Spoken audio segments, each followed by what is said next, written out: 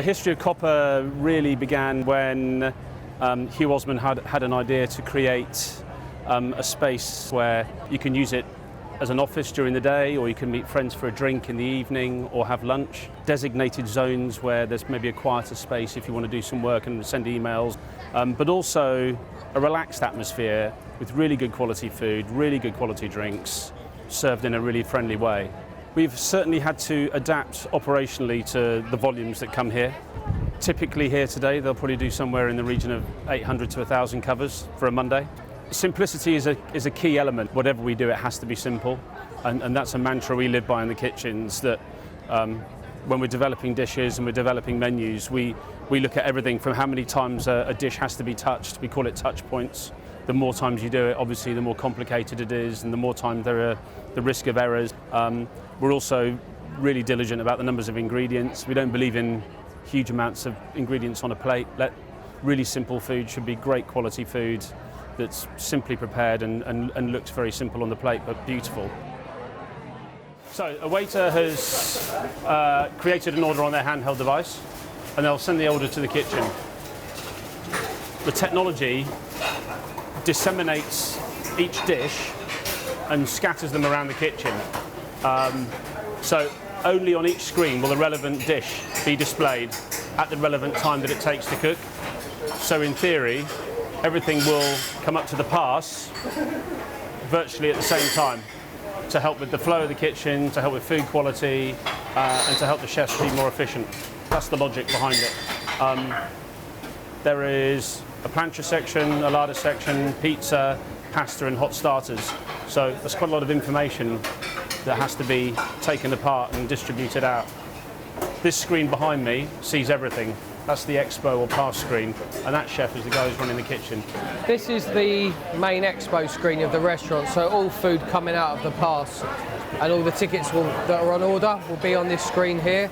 So really this is great for quality control here. So what I'm actually seeing on this screen is each individual check that the restaurant's coming in and therefore coming out the restaurant. For quality and ease of service, this is, makes a very big difference. Obviously, you're losing all the paper check side of things.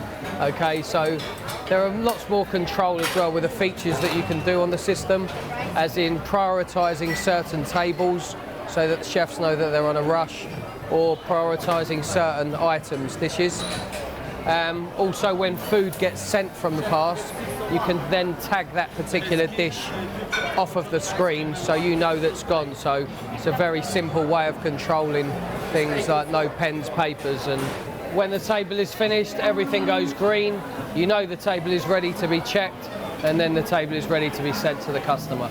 As I say, it just makes speed of service and ease of service very good without losing that communication in the kitchen. Having chefs who are sort of stressed out and don't enjoy service, that's the last thing we want to create. We want to create an environment, okay, it's pretty hot in here now, but apart from the heat, we want these guys to feel as though they totally have the right technology to help them deliver what we're asking them to. It's critical.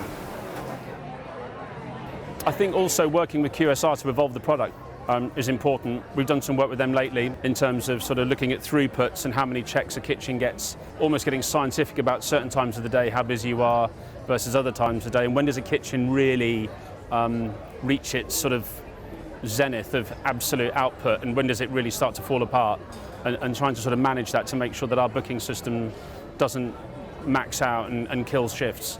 So technology will never rest. We'll always be looking at what's available and what's going to benefit us. So the future's looking very bright. We're having an absolutely stonking summer. Our like-for-like sales are off the chart. We're very happy. Like any business, we will always look to maximise our profit, but not at the expense of the guest or the teams who work for us and for the quality of what we use. But fast forward 12 months, I think you'll see more Coppas out there. Fast forward 2 years, and we're going to see a lot more Coppas out there.